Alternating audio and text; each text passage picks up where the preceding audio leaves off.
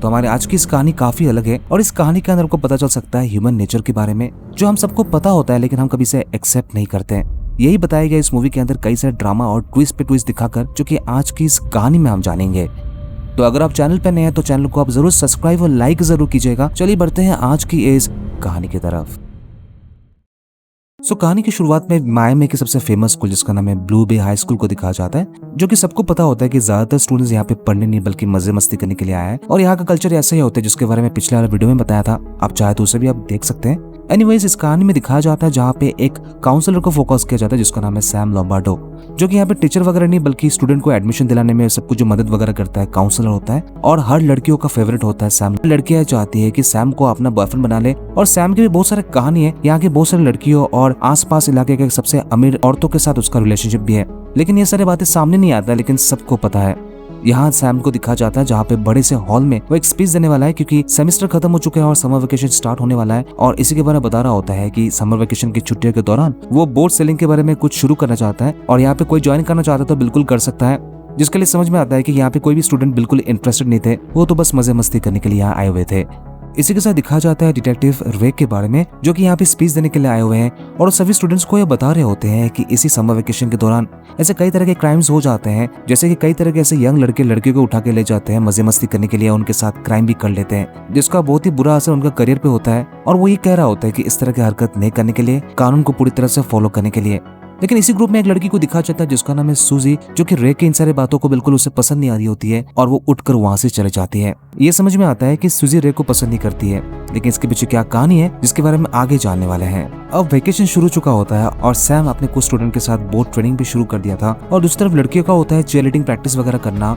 उसी में से एक लड़की होती है केली, जो कि काफी अमीर होती है और वो सैम से काफी अट्रैक्टिव थी। वो सैम के पास आकर ये कहती है कि इस संडे को उसके कार को फ्री में वॉश कर देगा। अब सैम ये समझ चुका होता है कि लड़की उसके घर में किस बहाने आना चाहती है और वो ये कहता है कि वो संडे बिजी रहेगा और उसे कहा जाता है कि वो मंडे को आने के लिए, क्योंकि फ्री में उसकी गंदी गाड़ी धुल गई तो इससे उसे क्या ही नुकसान हो सकता है, जिसे केली एक्सेप्ट कर लेती है क्योंकि वो हमेशा बहाना ढूंढती है सैम के साथ समय बिताने के लिए और वो किस लिए हम सब जानते हैं। अब अगले दिन मंडे को दिखाया जाता है जहाँ केली अपनी दोस्त निकोल को लेकर वो सैम के घर पहुंच जाती है, वही कार वॉश वाला नौटंकी करने के लिए।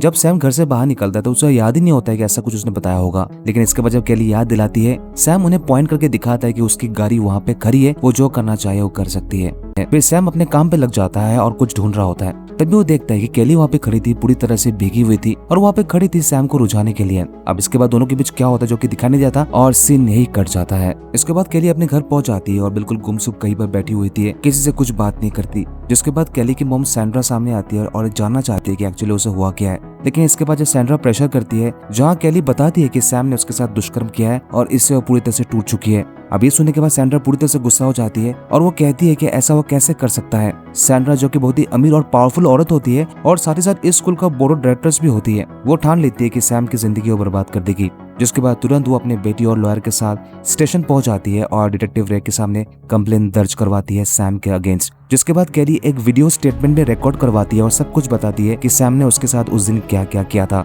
अब इस केस के बाद सैम का पूरी तरह से एल लग चुका होता है, पूरे स्कूल में बदनाम हो चुका होता है, क्योंकि पहले से सबको पता था कि सैम के कई तरह के रिलेशन है और इसलिए ये कोई शॉकिंग बात नहीं था कि केली के साथ उसने सब कुछ किया, सभी ने यही मान लिया है। स्कूल का प्रिंसिपल सैम का दोस्त होता है और उसे कहता है कुछ महीने के लिए उसे रेस्ट्रिकेट किया जाता है जब तक ये केस रफा दफा नहीं हो जाता है। सैम का कहना होता है कि उसने कुछ नहीं किया, केली ने उसके ऊपर झूठा आरोप लगाया है, जिसके जवाब में प्रिंसिपल सैम को समझाता है कि अब उसे बहुत ही पेशेंस के साथ काम लेना होगा क्योंकि वो बुरी तरह से फंस चुका है और इसके लिए उसे एक लॉयर का जरूरत पड़ सकता है और कहता है पूरी ईमानदारी से इस केस को लड़ने के लिए। जिसके जवाब में सैम कहता है कि उसका केस कौन ही लड़ने वाला, क्योंकि इस तरह का केस में हमेशा लड़कियों का पलड़ा ही भारी होता है, जिसे आप रियल लाइफ से कनेक्ट करके भी आप समझ सकते हैं और सैम का वही हालत था। वो प्रिंसिपल उसे एक लॉयर का नाम बताता है जिसका नाम है केनेथ और वो कहता है कि शायद वो उसे हेल्प कर सकता है। सो अगले दिन सैम केनेथ के पास पहुंच जाता है, जो बेसिकली जाना माना लॉयर होता है और बहुत ही वो कम केस हैंडल करता है और इसलिए सैम को डाउट था कि केनेथ उसका केस लेगा कि नहीं। इसके बाद केनेथ सब कुछ जानना चाहता है कि इसके साथ क्या क्या हुआ है और जब उसे पता चला कि ये केस रिलेटेड है सैंड्रा, जो कि केली की माँ है, और वो ये बताता है कि सैंड्रा के साथ उसका कुछ पुराना रंजिश वगैरह है जिसकी वजह से उसे बहुत सारा नुकसान भी हुआ था। बस उसे एक मौका चाहिए था कि सैंड्रा का केस हैंडल करने के लिए, क्योंकि वो किसी भी हद तक जा सकता है सैंड्रा को हराने के लिए। अब यहाँ सैम बिल्कुल विश्वास नहीं कर पा रहा था कि केन उसका केस लेगा, जिसके बाद वो सारा डिटेल्स बताता है और केन उससे कहता है उसे घबराने की जरूरत नहीं है, वो सब कुछ हैंडल कर लेगा। अब नेक्स्ट सीन में सूजी डिटेक्टिव रे और उसका असिस्टेंट ग्लोरिया को बुला लेती है और यहाँ से पता चलता है कि सूजी डिटेक्टिव रे को पसंद इसलिए नहीं करती क्योंकि 6 महीने पहले उसे ड्रग केस में पकड़ा गया था और इसी वजह से वो 6 महीने तक जेल में बंद थी। इसके अलावा बहुत सारे ऐसे राज है जो कि आगे जाकर पता चलेगा। फिलहाल के लिए इतना ओवरव्यू काफी रहेगा।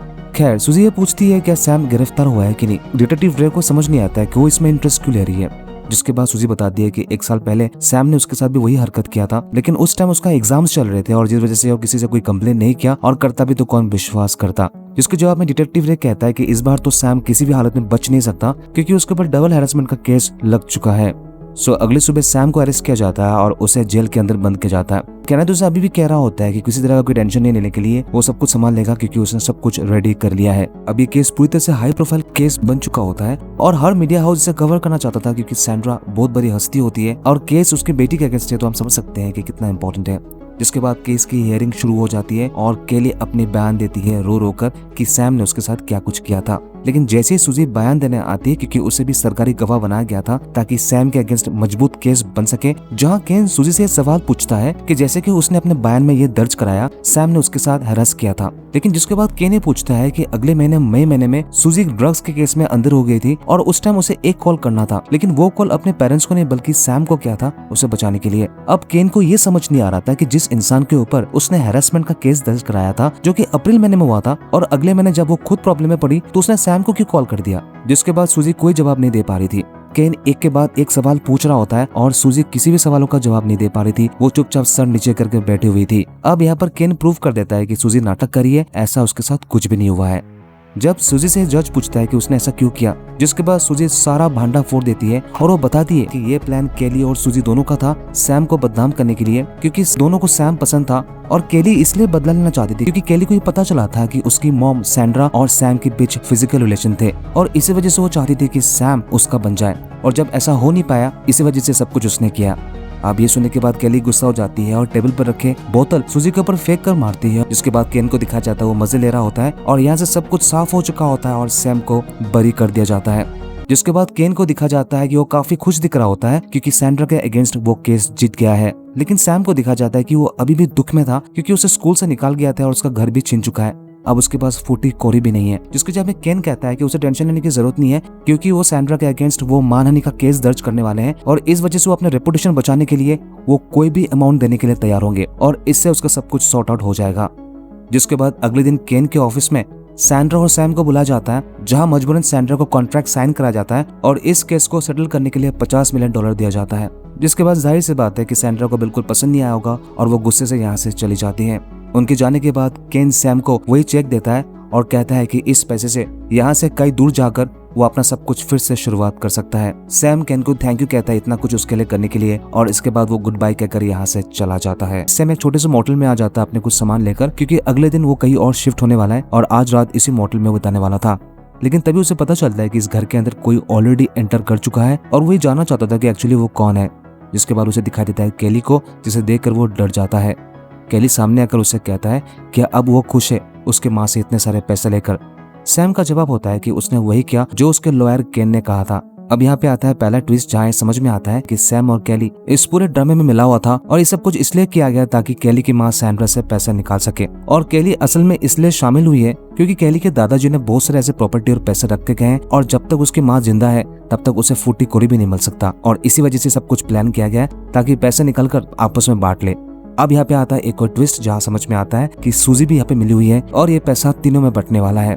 सैम केली और सूजी को देखकर उतना खुश नहीं दिख रहा था क्योंकि वो बताता है कि अभी तक ये केस पूरी तरह से खत्म नहीं हुआ है क्योंकि डिटेक्टिव रे अभी भी छानबीन कर सकते हैं। अगर डिटेक्टिव रे को किसी तरह से पता चल जाए कि तीनों मिले हुए हैं तो उनकी पूरी प्लानिंग खराब हो जाएगी। जिसके बाद सैम कहता है कि अब से तीनों नहीं मिलेंगे, तीनों अलग अलग रहेंगे और कोई फोन कॉल्स भी नहीं होगा। अगर उसे कुछ बताना होगा तो वो प्राइवेटली इसके बारे में कम्युनिकेट करेंगे और तब जाके मिलेंगे। जिसके बाद केली कहता है कि आज रात के बाद तीनों अलग हो जाएंगे, लेकिन आज रात अभी तक खत्म नहीं हुआ है और इसी के साथ तीनों के लिए ये रात मजे मस्ती में कट जाती है। फिर कुछ दिनों के बाद सैम केली और सूजी को एक रात एक अनजान जंगल में बुलाता है पार्टी करने के लिए। जिसके बाद केली और सूजी वहाँ पहुंच जाती है जहाँ ऐसा लग रहा होता है कि सूजी ने पहले बहुत सारा पी ली थी। जिसके बाद सैम भी वहाँ पहुंच जाता है और केली से कहता है कि गाड़ी में बहुत सारे बियर रखे हुए उसे भी लेके आने के लिए, और सैम सूजी को लेकर जंगल के अंदर जा रहा होता है मंगल करने के लिए। लेकिन तभी केली को सूजी के चीखने की आवाज सुनाई देता है। जिसके बाद वो वहाँ पहुंच जाता है और देखकर वो शॉक हो जाती है कि सैम ने सूजी को मार डाला है। अब केली को ये अंदाजा नहीं था कि सैम ने ऐसा क्यों किया, लेकिन सैम का कहना होता है कि अगर सूजी उनके बीच नहीं रहेगा तो पैसा दोनों में बढ़ जाएगा। जिसके बाद एक प्लास्टिक से सूजी की लाश को ढककर गाड़ी में उठा लेता है और फिर दूर जाके किसी तालाब में दफना कर आता है। अब काफी दिन हो चुके होते हैं और सूजी का कुछ पता नहीं था, जिसके बाद सूजी की माँ डिटेक्टिव रे को बुला लेती है और सब कुछ बताती है कि कब से वो गायब है।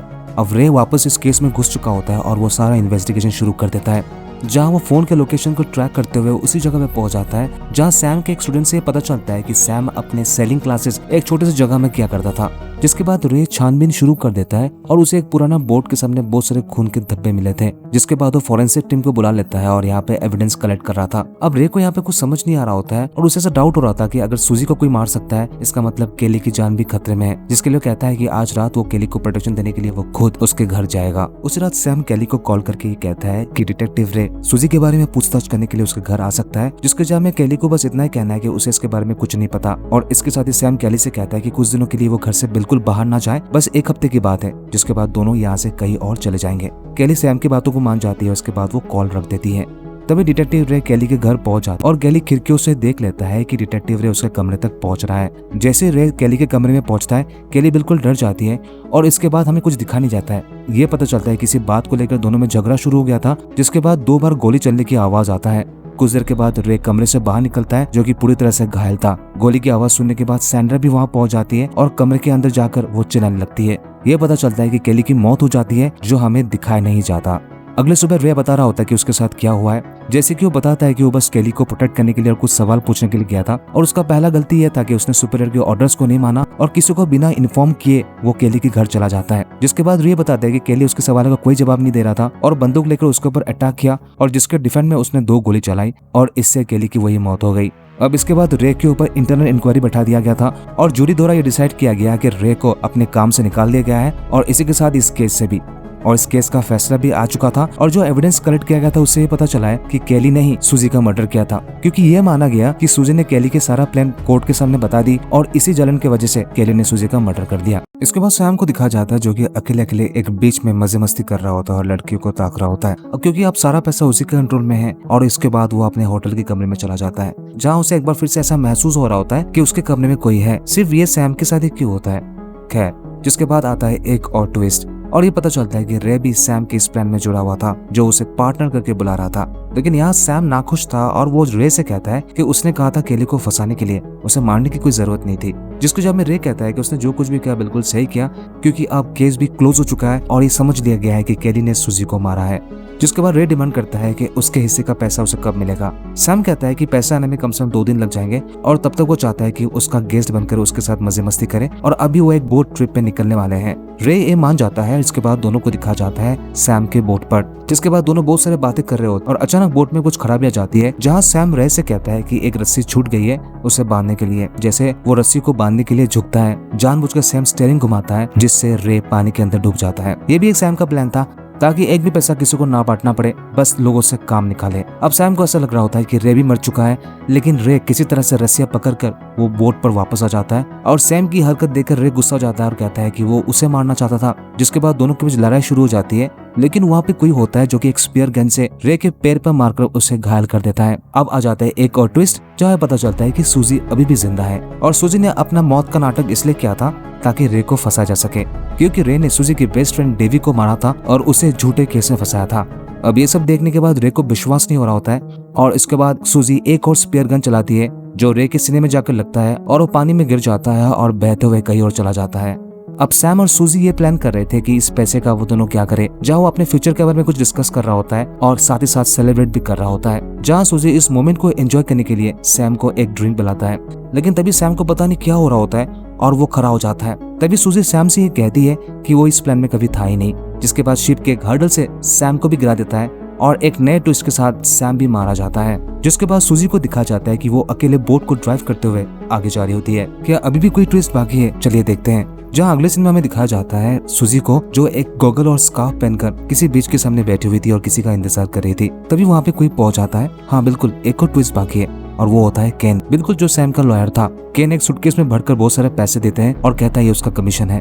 अब यहाँ से ये समझ सकते हैं कि अब तक जो भी ड्रामा हो रहा था इस सब का मास्टरमाइंड केन था और सूजी ने ये सब कुछ किया था सिर्फ और सिर्फ केन के कहने पर। जिसके बाद सूजी काफी खुश दिख रही थी और केन को किस करते हुए वो सूटकेस लेकर वहां से चली जाती है और केन को दिखा जाता है बहुत ही मजे से वो सोडा पी रहा होता है और ये दिखाते हुए इस मूवी का एंड यही हो जाता है।